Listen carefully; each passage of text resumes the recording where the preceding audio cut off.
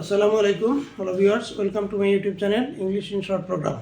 আজকে আমরা transformation of sentence affirmative থেকে নেগেটিভ করে একটা নিয়ম শিখব। অ্যাফার্মেটিভ অ্যাফার্মেটিভ অ্যাফার্মেটিভ সেন্টেন্সে যদি টু থাকে, টু যেটাতে নেগেটিভ অর্থ প্রকাশ করা হয়, তাহলে আমরা কীভাবে সেটা চেঞ্জ করব। তাহলে আমরা সেখানে টু এর জায়গায় সো লিখবো, আর এই টু এর জায়গায় আমরা দ্যাট লিখব। হ্যাঁ, তারপরে এখানে নেগেটিভ ফর্ম আমরা বসাবো। যেমন আমরা একটু উদাহরণ দিলে বিষয়টা পরিষ্কার হবে।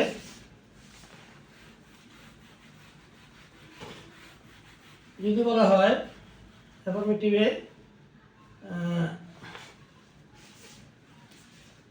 যে সে এত দুর্বল যে হাঁটতে পারে না, ইংরেজিতে আমরা লিখবো he is too weak to work. এটা affirmative sentence, is too weak to work. যদি এখানে নেগেটিভের মতোই অর্থ প্রকাশ করে, সে এত দুর্বল যে হাঁটতে পারে না, কিন্তু এখানে কোনো নেগেটিভ সাইন নেই। তাই এটাকে আমরা যখন নেগেটিভ করব তখন আমরা লিখব he is too, he is এই টু এর জায়গায় লিখবো সো, হি ইজ সো, তারপর উইকটা লিখবো adjective, he is so week. তারপর আমরা এখানে একটা দ্যাট লিখবো, টু তুলে দিয়ে দ্যাট লিখবো। দ্যাটের পরে আমরা ওয়ার্ক, এইটাকে আমরা টেন্স অনুযায়ী নেগেটিভ করবো। He so weak that he, এখানে সাবজেক্টটা লিখবো হি, তারপর যেহেতু এটা he is too weak to work present tense, present indefinite, এটা আমরা প্রেজেন্ট ইনডিফিনিট এখানে ক্যান লিখবো। Can, he is so weak that he can, তার সঙ্গে নট লিখবো, একটা নেগেটিভ করবো, হি ক্যানট। হ্যাঁ, he is so weak that he cannot, এখানে আমরা পরে ওয়ার্কটা লিখবো। হ্যাঁ, তাহলে আমরা পরিষ্কার এখন বুঝতে পারছি যে এটা প্রেজেন্ট ইনডিফিনিট টেন্স। আমরা এটুকু লিখবো হি ইজ, ঠিক রাখবো, তার টু এর জায়গায় সো লিখবো, তারপরে অ্যাডজেক্টিভটা লিখবো he is so weak that he cannot work. হ্যাঁ, সে পরে দ্যাট লিখবো, এই টু এর জায়গায় দ্যাট লিখবো, তারপরে আমরা আবার সাবজেক্টটাকে নিয়ে আসবো হি, তারপরে এখানে ক্যানট লিখবো, he cannot work, he is so weak that he cannot work. ক্যানটটা আমরা একসঙ্গে লিখবো,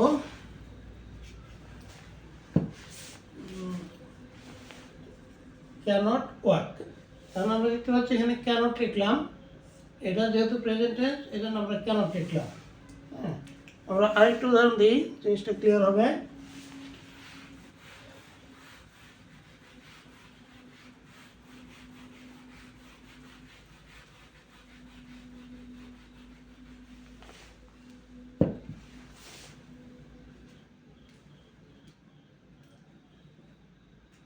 আচ্ছা, যদি আমরা লিখি Jim was too weak to buy a chain বা necklace. Jim was too weak to buy a chain. Jim too উইকটা পুর লিখবো আমরা এখানে, আর too poor. Jim was too poor to buy a chain. Gym এত গরিব ছিল যে সে একটা চেন কিনতে পারে না। এটা আমরা পাস্ট টেন্সে দেখতে পাচ্ছি, মানে পাস্ট টেন্স। তাহলে আমরা এখানে লিখবো জিম ওয়াজ, একটু এর জায়গায় লিখবো আমরা সো পুর, অ্যাডজেক্টিভে লিখবো জিম ওয়াজ সো পুর, তারপর আমরা এখানে দ্যাট লিখবো, এই টুটা তুলে দিয়ে দ্যাট লিখবো, দ্যাট।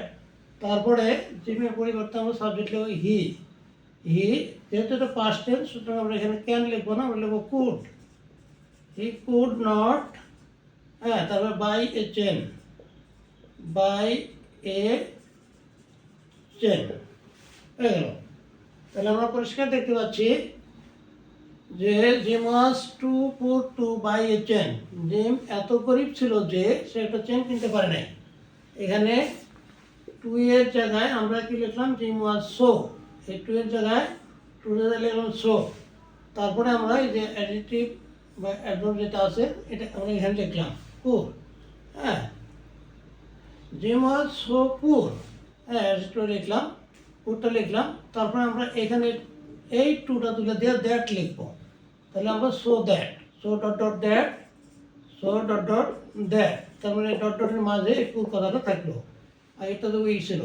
তারপর আমরা লক্ষ্য করবো যে কোন টেন্স, এটা পাস্ট ইনডিফিনিট টেন্স। তাহলে আমরা এখানে সাবজেক্টটা আবার লিখবো জিম, জিমের পরিবর্তে হি লিখলাম, প্রোনাউন।